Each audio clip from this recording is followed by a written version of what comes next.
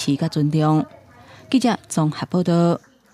退伍会主委严德发早起去立法院报告，公布黄埔建军100周年的校庆会伫6月16日伫陆军官校来举办，总统赖清德会亲身来主持哦。对华中共买来办校庆，应该会邀请袂少咱国退休的军官参加。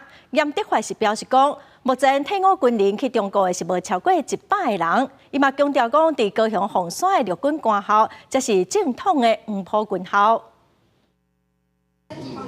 登回第一线负起照顾人民的责任，退伍会主委严德发初五第8到立法院外交国防委员会报告，针对16陆军官校100年校庆，总统赖清德亲身主持。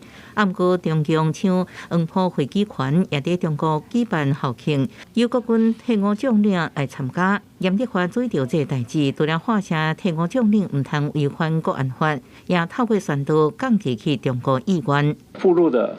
不会超过100个人，不会超过100个人。那相对的，6月16号当天，凤山陆军官校他们这次也扩大办理，所以从15号开始就有活动，15、162天，据我了解，大概会超过1万人去参加。中华校庆拼场，严德发强调，伫高雄凤山的陆军官校才是正统，有超过1万人参加。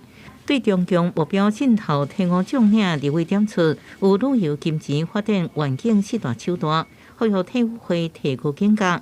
另外，有真侪退役军人加入强调案，违反国安法被判刑，要讨回退休金。不过目前有将近4000万无续回来，引起外界关切处理的进度。违反国安法依法行政，这是一定要追缴的我们一定会贯彻命令。另外，退伍会强化甲国际退役活动，今年增加出访英国、爱尔兰、捷克等欧洲国家，也继续深化甲美法交流。我们有18个荣官会，那荣官会在全美都有。